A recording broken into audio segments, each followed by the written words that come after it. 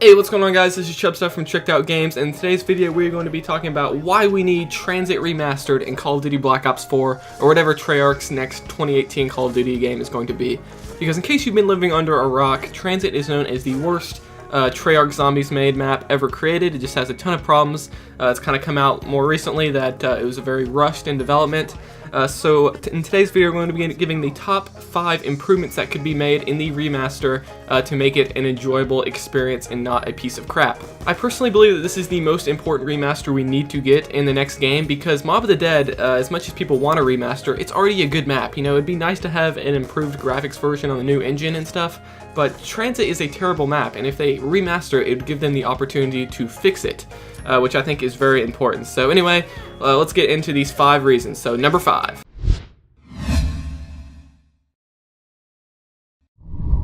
So number 5 is a very big issue with the map, and that is the denizens.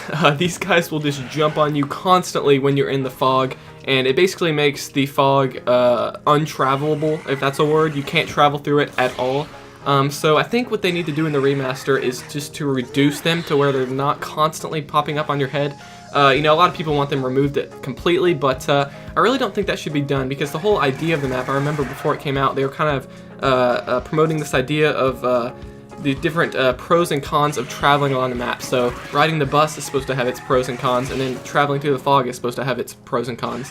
But what really turned out to happen was the traveling through the fog pretty much only had cons, because of these denizens constantly jumping on you. So I think the fog needs to have sort of a downside to it, so I think they should make it so the denizens jump on you, you know, maybe every 10 seconds or something, just not constantly. So I think denizens should be reduced, and I'll add on to this point, the lava should be reduced too, especially in the town section. There's just lava everywhere, it's just annoying. I think they should maybe reduce maybe the damage that does to you, and maybe put it in less places. But that's going to be number 5.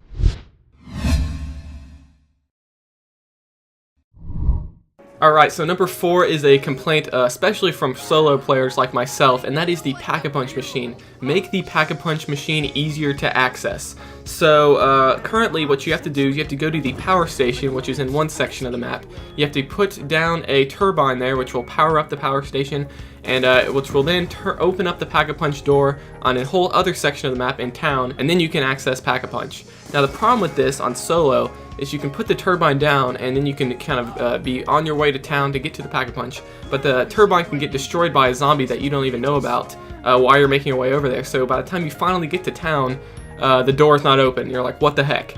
You know, on co-op it's a little bit easier, because you can have a second player sort of guarding it from zombies, the turbine, which makes Pac Punch a little bit easier. But so I think in the remaster they should just do away with this concept completely. I get the idea that it's kind of a clever idea to put something at the power station, but it's just a little bit too cumbersome. Just make it so you throw a grenade at the bank, it opens up the vault, and then you can access Pac Punch. Don't make it so it closes every time you remove the turbine back at the power station. So I think making Pac Punch easier to access would be a great benefit to solo players, and it would be more convenient for co-op players as well. And that's going to be number 4.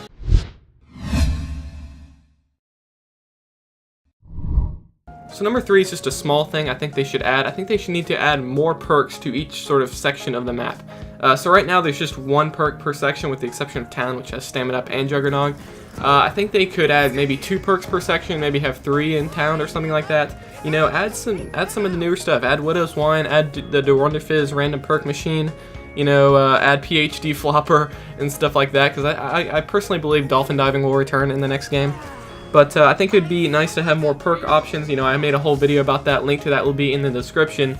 But yeah, I think we need more perks just to give us more variety. Because right now, the map was so massive, but they only had very few perks. You know, smaller maps had way perks than that back in Black Ops 1. So I think we could get more perk variety as number 3 in this list.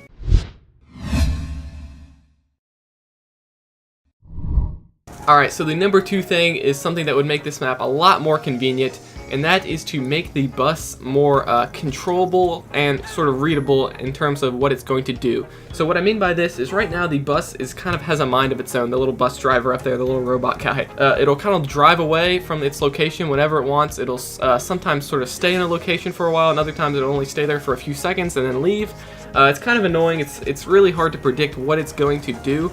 So I think they need to maybe give some sort of visual cue, I don't know, either in the HUD or maybe on the bus itself, that kind of tells you when the bus is going to be leaving and when it's going to be sort of staying there for a while. So I think they should maybe have a meter that tells you when it's going to be leaving. They could still make it random like it is right now, but just let you know when that's going to be. Because right now, if you're playing solo and you want to turn on the power, sometimes you'll be stuck down underground trying to get the power turned on in the map, and then the bus will leave without you. Then you'll pretty much be screwed and stuck at the power plant. Then you have to wait for the bus to go all the way back around the map to get to you, or you try to go through the fog and you have to deal with the denizens, and it's just a pain in the butt.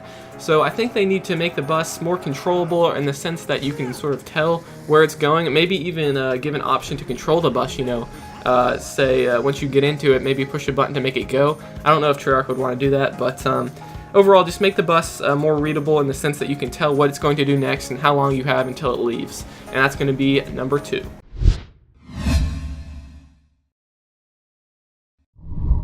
Alright, so the last thing that Treyarch needs to do is kind of a no-brainer, I think, and that is improve the visuals.